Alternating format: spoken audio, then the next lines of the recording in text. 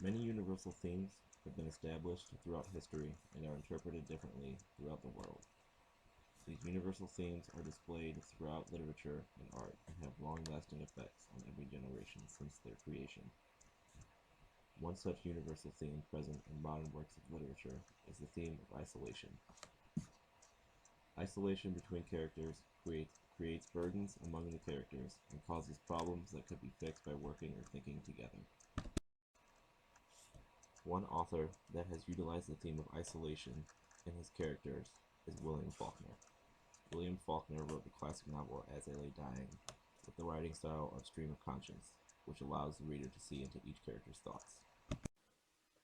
The theme of isolation is presented in the novel through each character's reactions to the passing of Addie Bundren, the mother and wife of the family. The Bundren family prepares to move Addie to Jefferson, where she requested to be buried. She informed Ance of this final wish shortly before dying. Ance makes the preparations to travel to Jefferson by wagon. Some of the family members have alternative motives for going to Jefferson, and no one truly cares that Addie makes it to Jefferson to be buried, besides Jewel. One of the children, by the name of Dewey Dell, the only daughter of the family, seeks an abortion in the town of Jefferson. The father of Dewey Dell's unborn child, Leif, gave Dewey Dell $10 for an abortion in Jefferson and was never seen again. Dewey Dell was deserted by her lover and is far too afraid to tell her father or her brothers that she is pregnant, in fear of what they would do to Leif if they found him. If Dewey Dell were to have told her family members, she would have had support from her family in her decision, which would allow her time to grieve for her mother's death. Another character isolated in the novel is Darl. Darl has come to the belief that his mother no longer exists and therefore does not see the point in taking her to Jefferson. He repeatedly tries to end the journey instead of telling the family how he feels. He ends up burning down a barn with his mother's coffin inside and is arrested in Jefferson. If Darl had shared his feelings to the family, they would have understood what he was thinking. Even if they decided to travel to Jefferson, Darl would not have acted in such an extreme manner. Vardaman is the youngest of his siblings, and by far is the most isolated in the novel. Vardaman does not understand the concept of death, and must form his own idea of what happened to his mother, since his family will not explain what has happened. Vardaman had caught a fish shortly before his mother died, and chopped it into pieces to be eaten for supper. After his mother dies, Vardaman compares his mother to the fish, and even eventually believes that his mother is a fish. Basically, Vardaman refuses to believe that his mother is dead, and has instead gone somewhere. The body in the coffin to Vardaman is a replacement for Addie, which he calls the not-fish. This severe misinterpretation of death is due to the isolation Vardaman experiences from his family. If Ance or one of his brothers explained to him what death was and that his mother is not coming back, Vardaman could properly understand the situation and mourn his mother's death.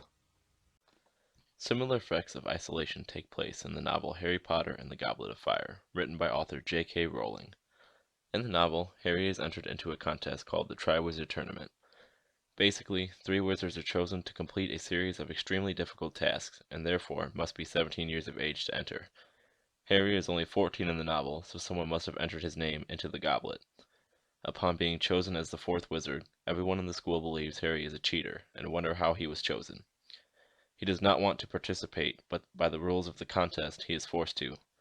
For the duration of the novel, Harry experiences severe isolation from the school, since they believe that he cheated his way into the contest. Harry is shunned by his fellow students, but more importantly, Harry is shunned by his best friend, Ron Weasley, who he had met during his first year of Hogwarts. Another friend, Hermione Granger, is in the crossfire of her 2 friends not speaking to each other, and is forced to pick a side. She still talks to both of her friends, but more to Ron. Without the support of his 2 best friends, Harry is overwhelmed by the tournament. The tasks are difficult and range from stealing a dragon's egg from the dragon, saving someone from the bottom of a lake, and navigating a magical maze, which eventually leads him to the antagonist of the novel, Voldemort. Harry is completely isolated from everything and everyone upon arriving to Voldemort, and is therefore extremely vulnerable. Harry was certain that he was going to die. However, the spirits of his family intervened and saved his life by allowing Harry to escape. The isolation from his friends and from the other students led Harry to be trapped by Voldemort. If Harry had Ron and Hermione's support, they would possibly have been able to see through the plot to have Harry killed, and the tournament would have been much more bearable for Harry. The effects of the isolation in both novels is relatable. The only difference is that there are more characters isolated in As I Lay Dying than there is in Harry Potter and the Goblet of Fire. Working as a team, which is a moral that everyone must learn, is not to be taken lightly, which can be proven by both novels.